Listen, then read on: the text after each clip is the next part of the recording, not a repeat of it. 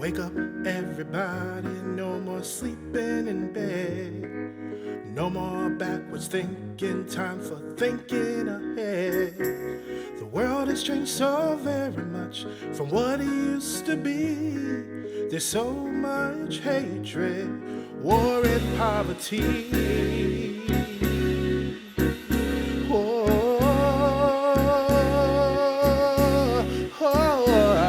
Wake up all the teachers, time to teach a new way. Maybe then they'll listen to what you have to say. 'Cause they're the ones who's coming up and the world is in their hands. When you teach the children, teach them the very best you can. The world won't get no better if we just let it be. No, no, no, no, no, no, no. The world won't get no better. We gotta change it, yeah, just you and me. Wake up all the doctors, make the old people well. They're the ones who suffer and catch all the hell. But they don't have so very long before the judgment day. So won't you make them happy before they pass away? Wake up all the builders, time to build a new land. I know we can do it if we all lend a hand. The only thing we have to do is put it in our mind. Surely things will work out, they do it every time. The world won't get no better if we just let it be. No, no, no, no, no, no, no. The world won't get no better. We gotta change it, yeah, just you and me. We gotta change it, yeah, just you and me. Can't do it alone. I need some help, y'all. Can't do it. Wake up, everybody. Wake up, everybody. No more sleeping in bed. No, no more backwards thinking, time for moving ahead. Wake up, everybody. Wake up, everybody. No more backwards thinking, time for thinking ahead. Wake up, yeah, yeah.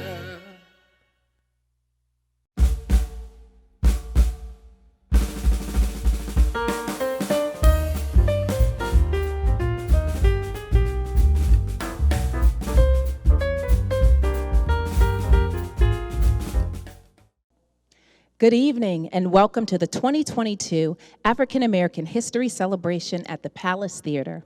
The historic Palace Theater in downtown Albany is pleased to present an array of incredible artists and performers that will call attention to this year's theme of health and wellness. Joining them this evening are organizations from right here in our community, dedicated to assuring that health and wellness is a lifestyle choice and a right that must be made available and affordable to all. We're dedicated to once again opening our iconic stage to the community as a platform to showcase their messages and talents. So ladies and gentlemen, sit back and relax as we present to you the African American History Celebration at the Palace Theater, the Health and Wellness Project. Hi, my name is Olivia Frimpong, and I'm the ambassador for Black Girls Run Albany. Black Girls Run is a national running organization, but more like a family and community that was started in 2009 in Atlanta, Georgia, where women of color were encouraged to hit the pavement to beat health disparities such as obesity, high blood pressure, and heart disease. The overall mission of Black Girls Run is to help get women on the pavement, help change their lives by encouraging healthy and active fitness lifestyles. At BGR Albany, which was started 6 years ago, our mission was to help get women of color on the pavement. And today we are 800 members strong, taking over the capital region. We meet, we have daily group runs, we have posts every day on Facebook to help encourage and motivate. And the overall goal is to remind you that no matter where you're at within your fitness journey, no woman will be left behind. We're a sisterhood. So if I don't see you on the pavement, you're gonna know that one of your sisters is gonna call for you and let you know and encourage you that we have your back and no one would be left behind. Join BGR. We currently have over 70 different chapters nationwide and we're going on strong. So join our sisterhood and be part of the thousands making an impact in the lives of the community. Thank you. Wilma Rudolph. Wilma Rudolph was an African-American activist, sprinter, and international icon in track and field. She was born June 23, 1940 in Clarksville, Tennessee. She won 3 gold medals and broke 3 world records. Her performance earned her the title Fastest Woman in the World. One of Miss Rudolph's most famous quotes was, "Winning is great, but if you are really going to do something in life, the secret is learning how to lose. Nobody goes undefeated all the time." Her celebrity greatly boosted the sport of women's track and field and broke down barriers that was formerly a male-dominated sport. As Wilma Rudolph has done for many generations that have come before us, she has inspired many women to run with the baton, elevate, soar, and become one of the best versions of themselves.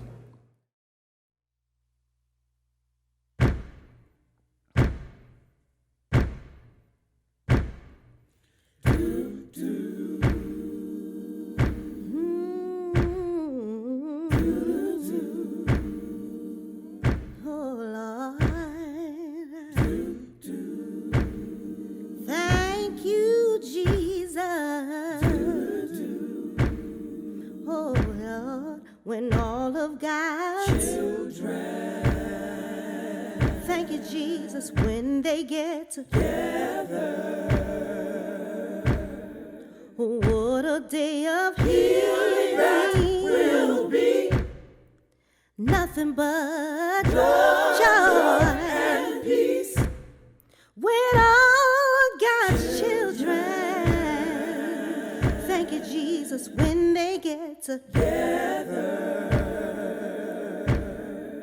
Talking about a time. What a time. What a time. What a time. When all of God's children, thank you, Jesus, when they get together. What a day of healing that will be. Nothing but love, joy and peace. When all God's children, thank you, Jesus, when they get together. Talking about a time. What a time. What a time. What a time. I got something to say right now. Well, in my Father's house, there is a little table, and on that little table, there is a little book, and in that little book, there is a piece of writing, and none can read that writing but that holy, sanctified. When all of God's children, oh, when they get together, what a day of healing that will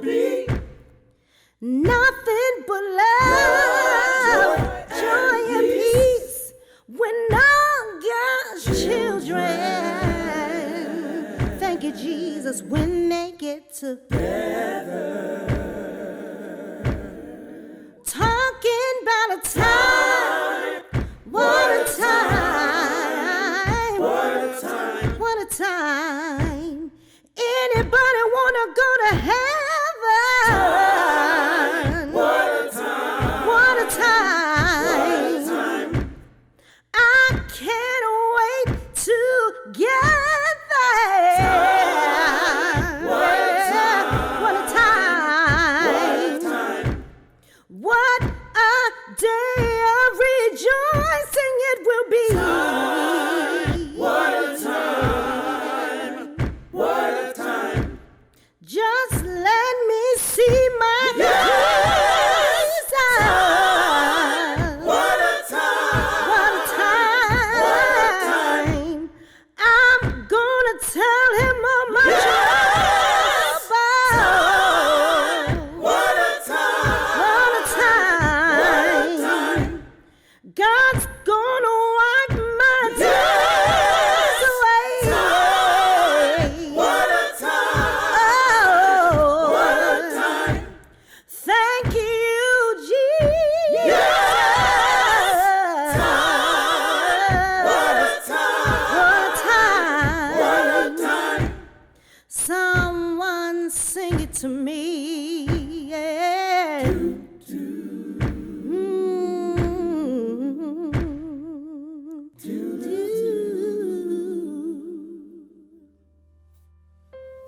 Hi, my name is Karen McLean, and I am the principal of Brighter Choice Charter School for Boys Elementary here in Albany, New York.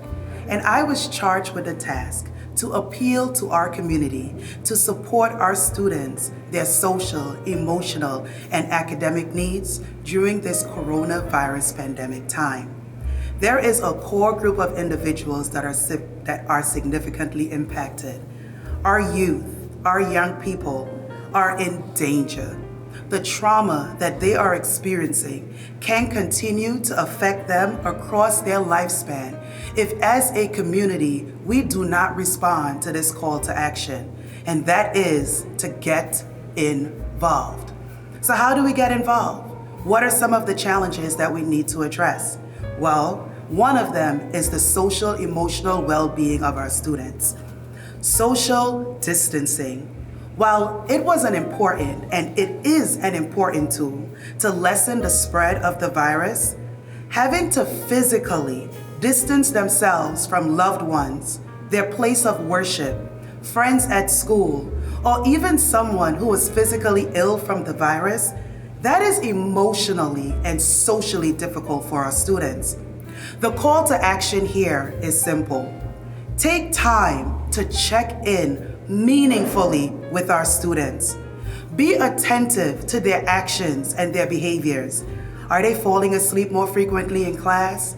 Is there a lack of focus? These are all signs to be attentive to.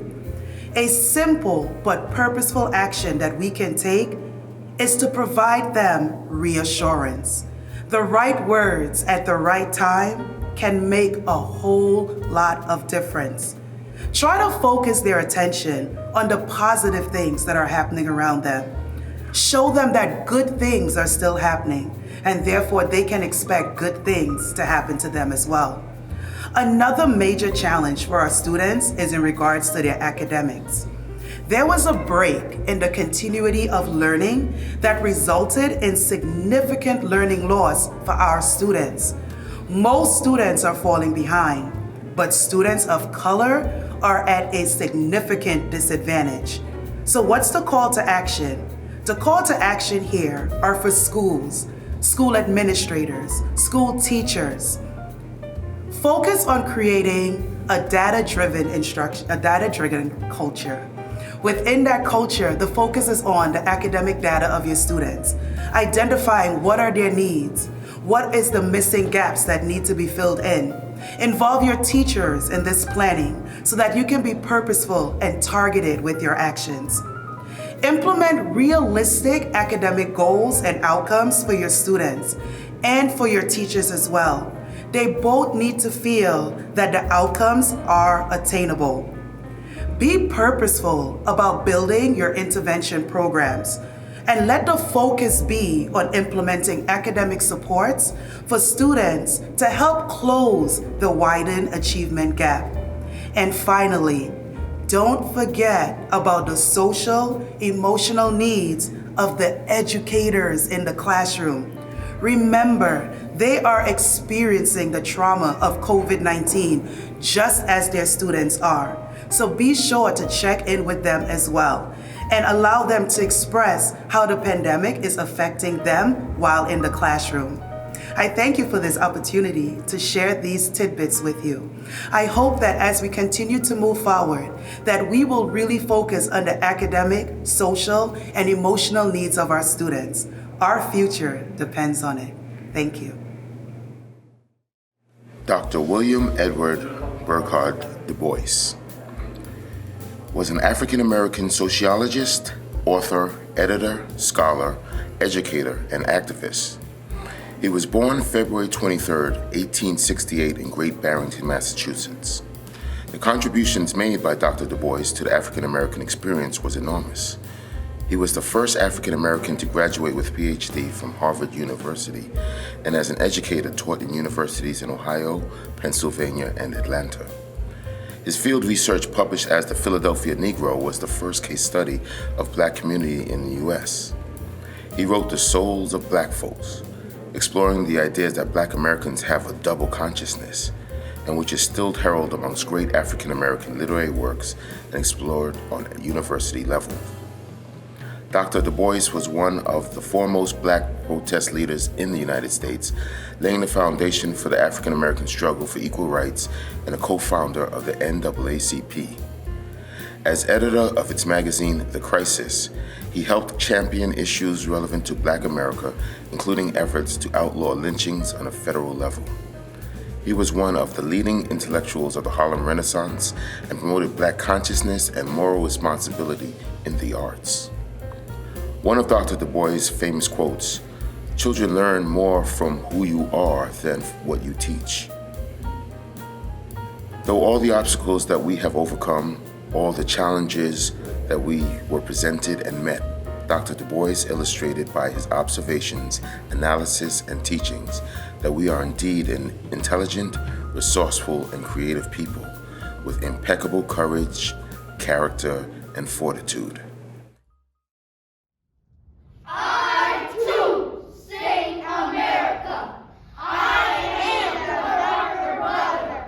They send me to eat in the kitchen when company comes. But I laugh and I eat well and I grow strong. Tomorrow I'll be at the table when company comes. No one dare say me eat in the kitchen then. Besides, they'll see how beautiful I am and be ashamed. I too, I too, I too, I too, I too, I too, I too, I too, I too, I too stand America.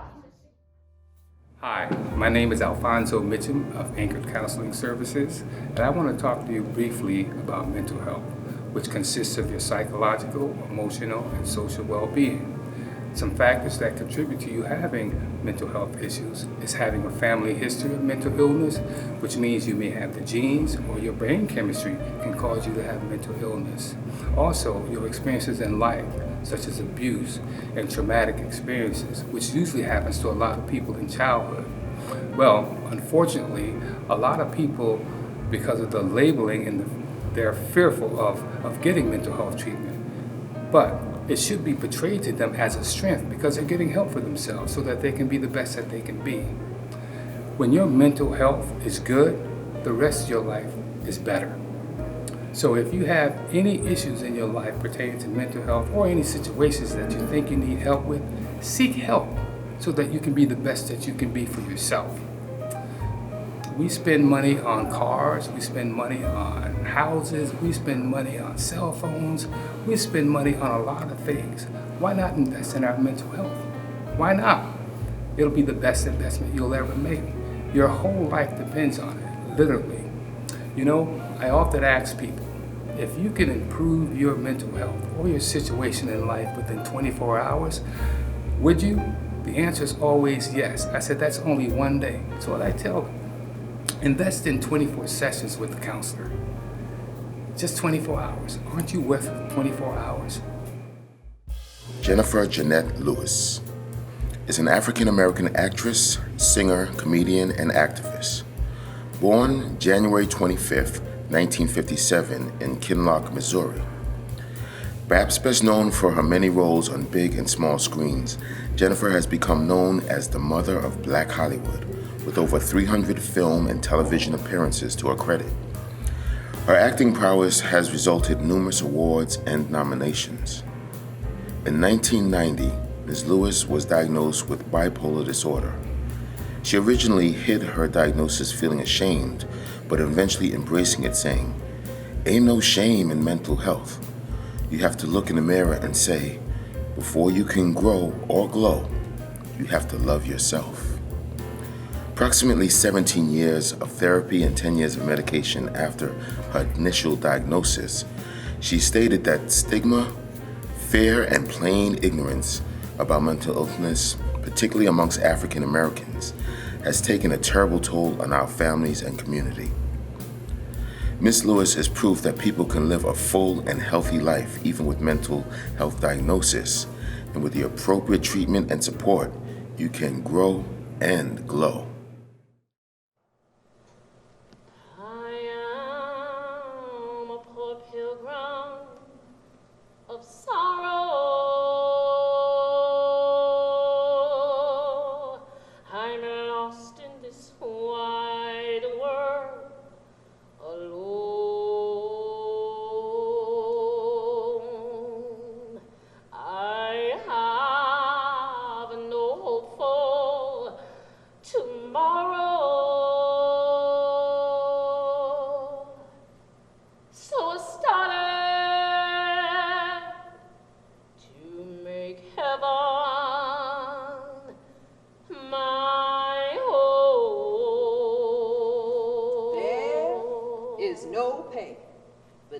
Sun, as sweet as rest when a job's well done.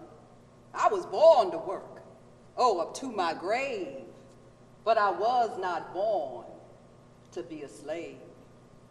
One more round, let's heave it down. One more round, and let's heave it down. Sometimes I'm tossed and driven, Lord. Sometimes I don't know where to roll. Oh, Papa drove steel and Mama stood guard. I never heard them holler, 'cause that work was hard. See, they were born to work, up to their graves. But they were not born to be worked out slaves. But I heard of a city called heaven, and I started to make heaven my home. One more round and let's heave it down. One more round and let's heave it down. See, brothers and sisters, they know the daily grind. See, it wasn't labor that made them lose their minds. They were born to work, up to their graves. But they were not born to be worked out slaves. My mother is already in glory, but my father, he's still walking in sin. My brothers and sisters won't own me because I am trying to get in. Now, I will tell you my golden rule. See, I was born to work, but I ain't no mule. I was born to work up to my grave. but I was not born. I was not born to be a slave. So just one more round and let's heave it down. One more round and let's heave it down. Sometimes I'm tossed and driven, Lord. Sometimes I don't know where to roam.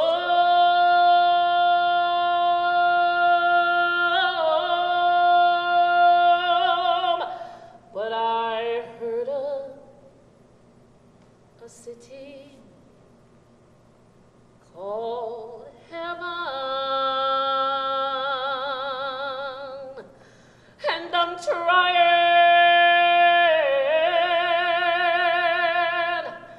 to make heaven my home.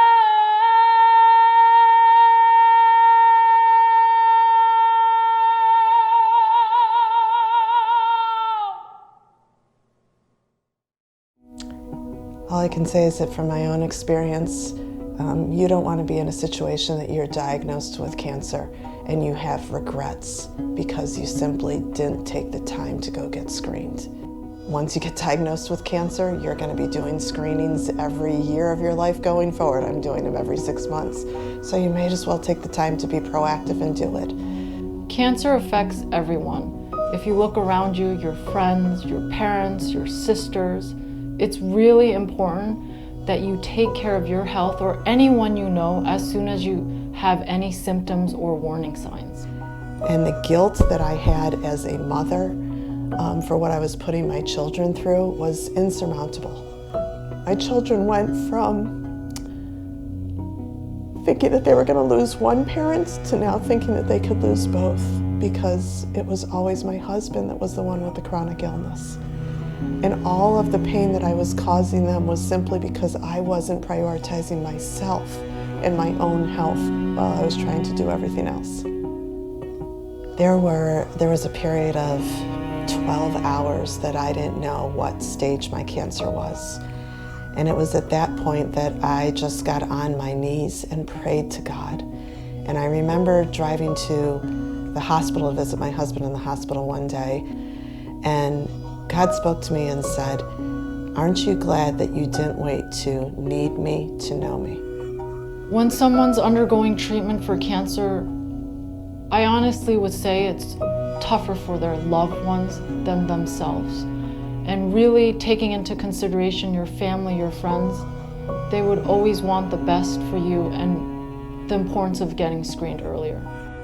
My husband's health journey was over a course of 10 plus years that he was diagnosed with a heart failure. The irony that he had a physically weak heart, when in reality his heart was bigger than life and would give to anybody and anything.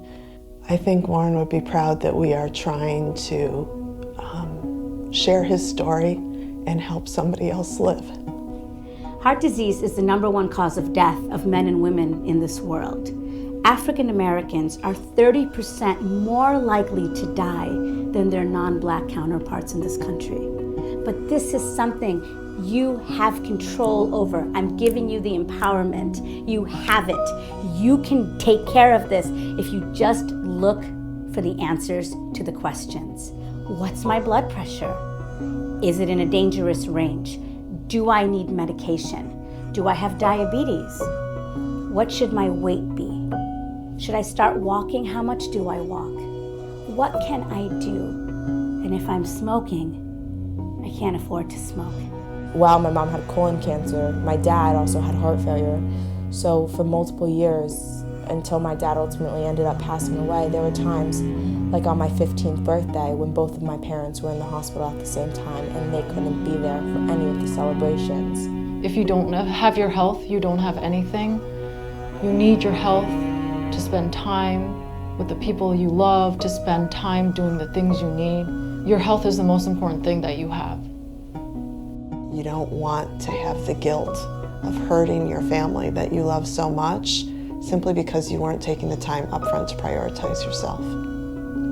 So please, please Take care of yourself before something happens and the people who love and depend on you don't have you there anymore. So if you're thinking of skipping out on anything relating to health, just don't do it, because you don't want your kids to not have either of their parents with them on their birthday.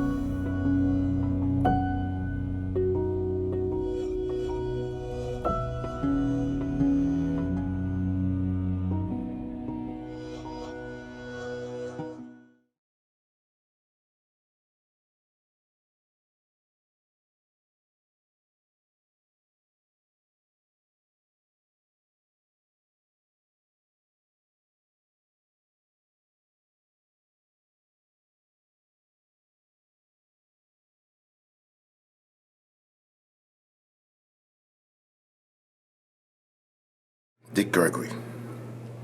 Richard Claxton Gregory, or better known as Dick Gregory, was born in St. Louis, Missouri, October 12, 1932.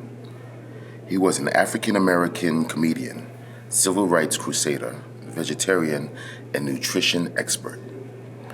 He was nationally recognized for his biting brand of comedy that gave comic voice to the civil rights movement.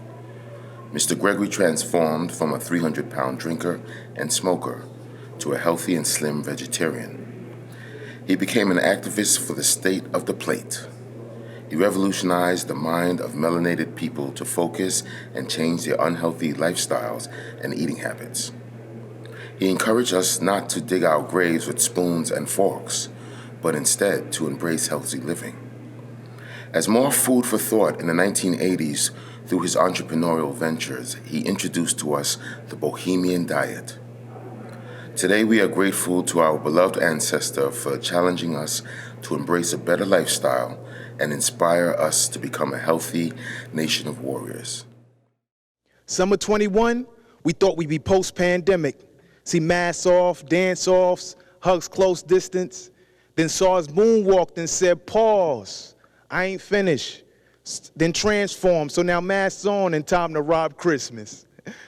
We thought chaos was here on visit. Depending on who you talk to, sometimes chaos is a sister, maybe a father, brother, or uncle. Chaos always lies dormant till it's time to confront you.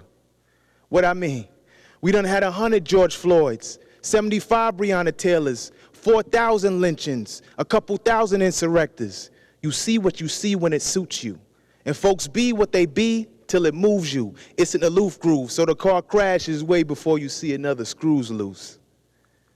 See, this virus done killed 200K plus, but ignorance done killed billions. Some are still walking dead. A matter of fact, they work in your building. They in the schools teaching your children. They also on the interstate doing the drilling. See, every fifth person lives in a delusion. Matter of fact, America's in a state of confusion, saying racism is all an illusion. See, it's usually the non-affected. Folks will rather stay asleep till they feel aggression, because they protect it. So when you bring up America's imperfections, you become the devil times 11. They say, for God and country. Is it worship God, love country? Or is it worship God, worship country? Oh, I get it. It's God becomes country. Because on the news, on January 6th, I saw Jesus banners at the Capitol. Show me the verse in the Bible where it says, when we disagree, murder is collateral. Got y'all nervous. He done gone political. Now, this was an experiment to divide the deluded thinker from the critical. Because lying ain't got no party affiliation or ethnic orientation. It's the same with truth, but lying has always been the marketing of Satan. What happens? It brings money and power, which is the cousin of division, but it'll leave you bloody and sour, only to be picked up by your children. One thing about God, he's always where truth rests, but he's undetected because ambition rests in lies' chests. They trying to mute God's voice because influence brings a throne, Targaryen. But a lying tongue will bring an audience, but it'll also be the thing to bury him. See, the tongue, death and life is in that organ, But whatever comes out of the tongue, the heart's always the origin. Let me repeat. See, the tongue, death and life is in that organ, but whatever comes out of the tongue, the heart is always the origin. So if fear and insecurity is pumping through your arteries, how can I expect a coward full of hate to have any type of empathy? See, I say this respectfully. If we all think introspectfully, this world will grow colder because as we mature, we think more selfishly. I wish I could say selflessly, but when you X God out prospectively and fold them into your inequities, a quote-unquote good person you will never be. See, the devil, the thief, always takes the weak and make them fear the free. So the weak use their influence with an oppressive creed, slavery, right? Beyond 1863. God gives a man value, but iniquity makes him reverse his feet. See, the devil, the thief, is always on the wrong side of the right street. That's why a racist could quote MLK while giving a hate speech. It's so sleek, and the public is so sleep, that now woke speech is the right's grease to suppress the vote reach. You like, whoa, preach. Listen, I ain't pushing the left, B, because both cheat. I just grieve deep because only a few free, still steeped in their last week. Ignorance is drowning them neck deep.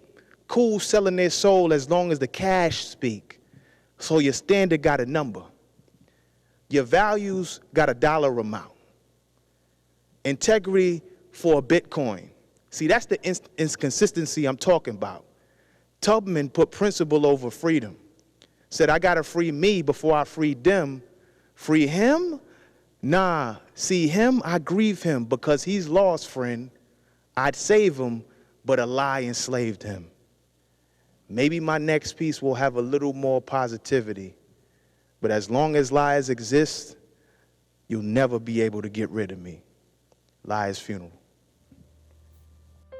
African American Health and Wellness Organization for the invite, and allowing me to speak on voting rights for the African American. My name is William Clay. I represent the 12th Legislative District, and I serve as chair of the Legislative Black Caucus and chair of the Albany County Industrial Development Agency. As we know, a terrible and bloody civil rights enslaved Americans. The 14th Amendment to the Constitution in 1868 granted African American the right of citizenship. However, this did not translate into the ability to vote. Black voters were systematically turned away from state polling places. So to alleviate this issue in 1870, Congress passed the 15th Amendment, which states the right of citizens of the United States to vote shall not be denied or abridged by the United States or by any state on account of race, color, or previous condition of servitude. Yet states still found a way to circumvent the Constitution and to prevent blacks from voting.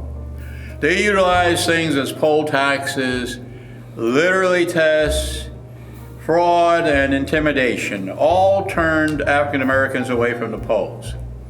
Until the Supreme Court struck it down in 1915, many states used the grandfather clause to keep descendants of slaves out of elections. This clause said you could not vote unless your grandfather had voted, an impossibility for most people whose ancestors were slaves. This unfair treatment was debated on the streets and in Congress and in the press. A full 50 years ago, after the 15th Amendment passed, Black Americans still found it difficult to vote, especially in the South. The fight for African Americans raged on for decades. Many brave and impassioned Americans protested, marched, was arrested, and even died working towards voting equality. In 1963 and 1964, Dr. Martin Luther King Jr. brought hundreds of black people to the courthouse in Selma, Alabama to register. When they were turned away, Dr. King organized and led protests that finally turned the tide of American political opinion. In 1964, the 24th Amendment prohibited the use of poll taxes. In 1965, the Voting Rights Act directed the Attorney General to enforce the rights to vote. I'd like to close out by thanking you for allowing me to speak and also to encourage you to come out to vote. Vote means so much to us. So again, thank you for this opportunity. Fannie Lou Hamer. Fannie Lou Hamer was born in 1917 as the 20th child to a sharecropper in Mississippi. She grew up in poverty, and when she married, she toiled as a sharecropper once again. After suffering many indignities and atrocities, she did the extraordinary. She made change happen. She became an SNCC organizer and founded the Mississippi Freedom Party. She also launched the Freedom Farm Cooperative. Fannie Lou Hamer embodies the proclamation that a change is going to come. From the Fannie Lou Hamer stage, Jeremiah Parsons and Tamika Amar perform A Change is Going to Come.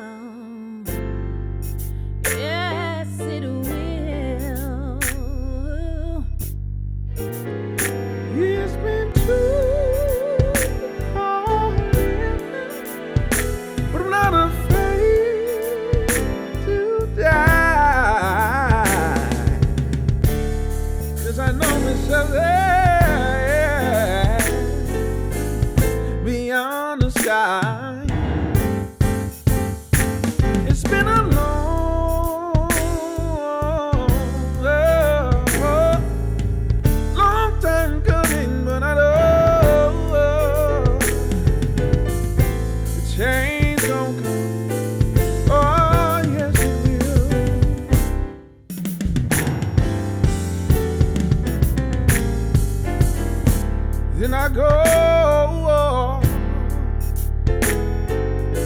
to my brother. I said, brother, help me please. Oh, but he winds up knocking me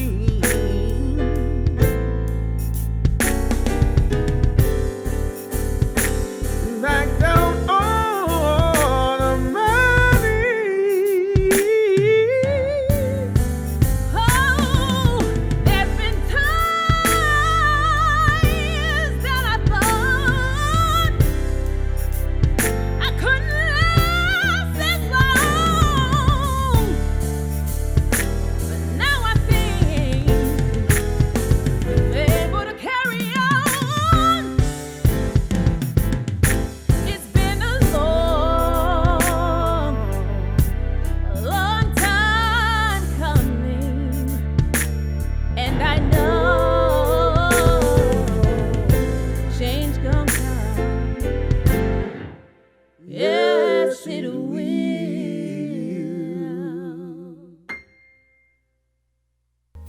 It has been said that the moral test of any government is how that government treats those who are in the dawn of their years, our children, those who are in the twilight of their years, the elderly, and those who are in the shadows of life, the sick, the needy, and the handicapped.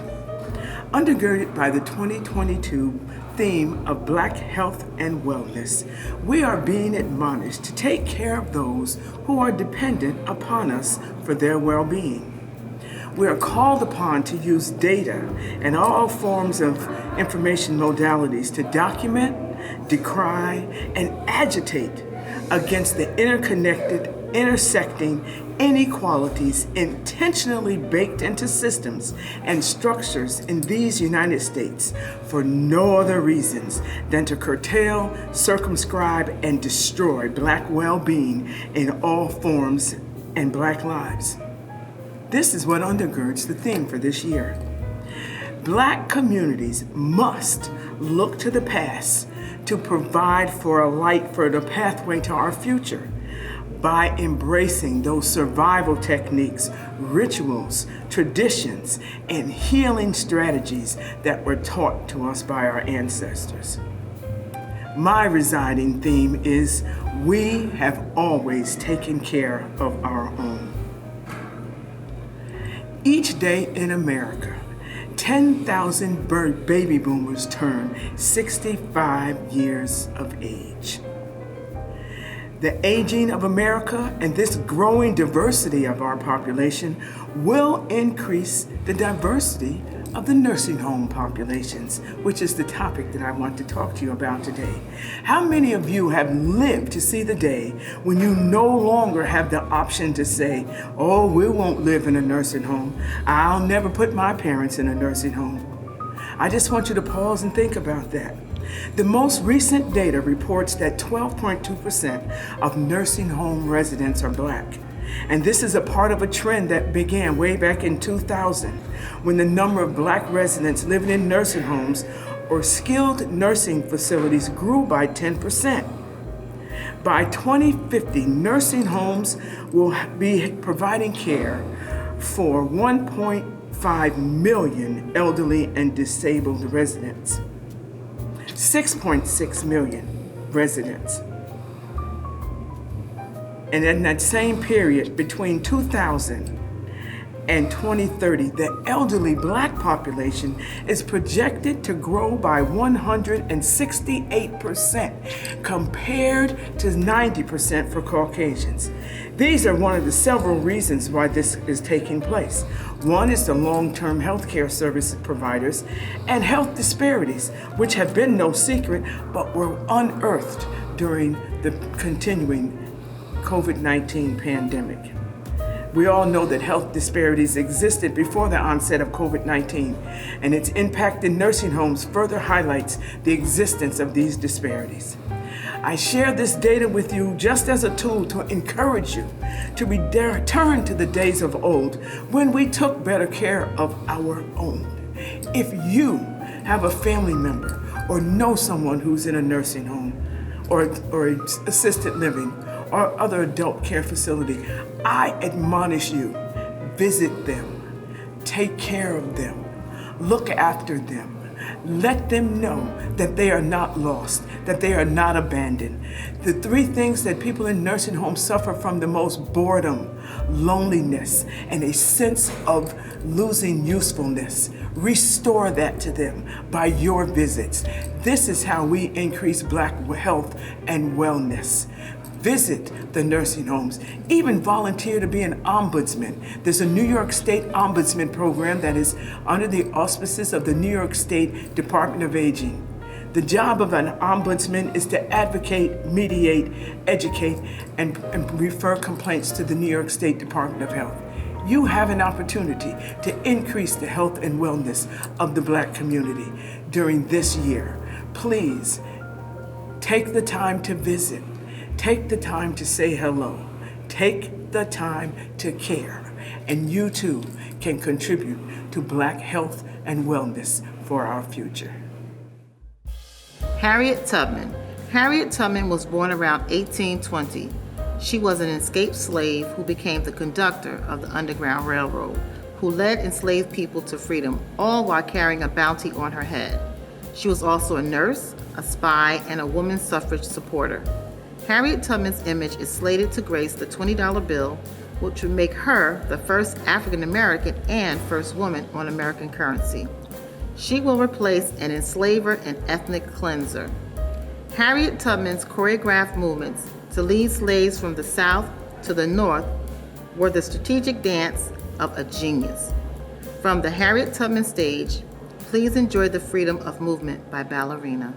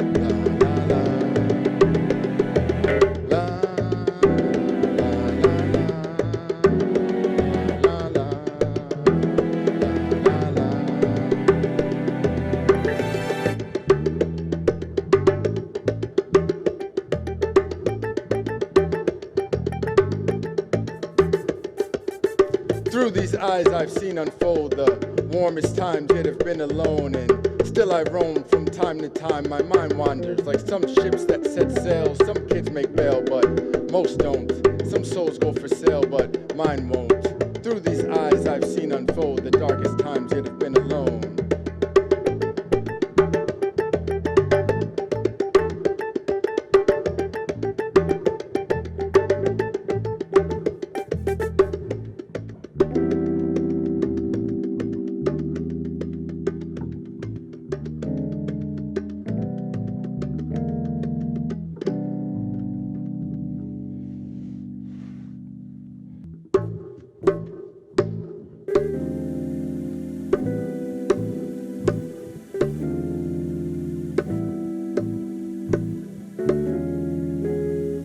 Blood on the leaves, blood on the leaves, strange as fruit, still made him plead, hands up in their shoe.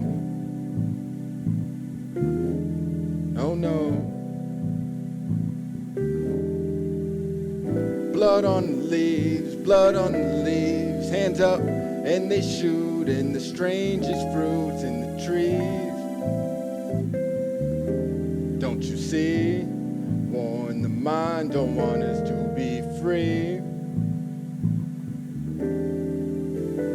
Blood on the leaves, blood on the leaves. They said to count your blessings, don't be too proud for directions. And whenever you have questions, just go on back to the essence.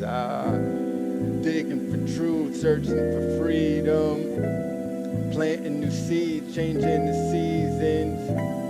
Stream of consciousness be the reason, and I pray that you will always find a way true. Blood on the leaves, blood on the leaves. Blood on the leaves, blood on the leaves. Oh, oh, oh no. Oh no. Oh no. Blood on the leaves, blood on the leaves. Strange as fruit, still made him plead, hands up in their shoe. Oh no. Blood on the leaves, blood on the leaves. Strange as fruit, still made him plead, hands up in their shoe.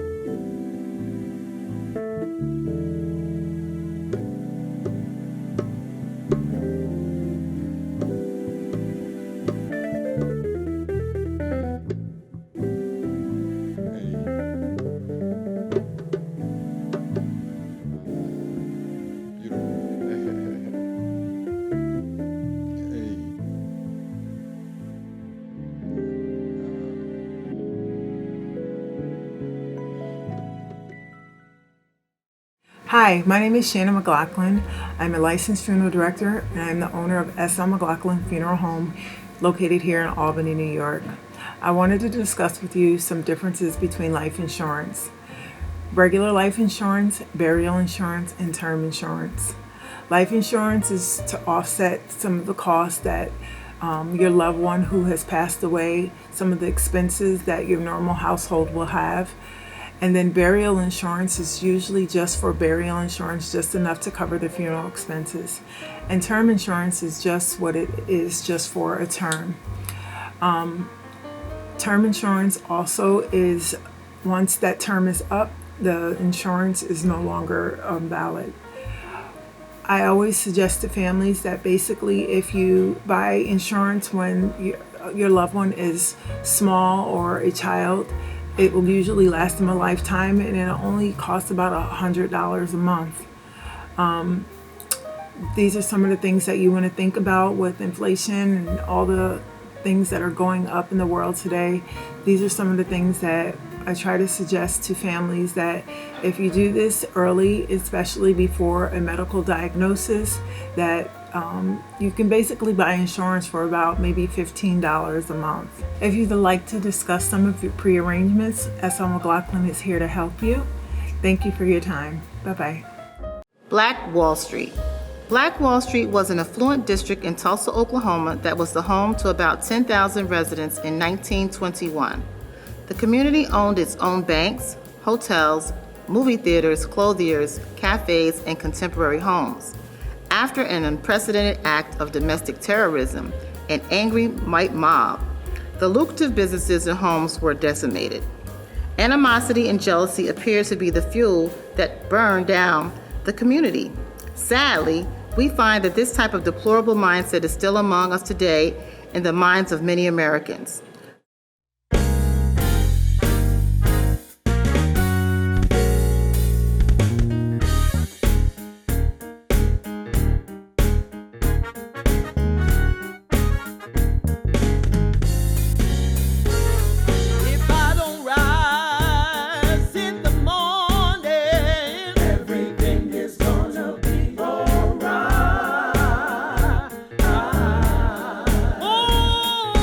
If I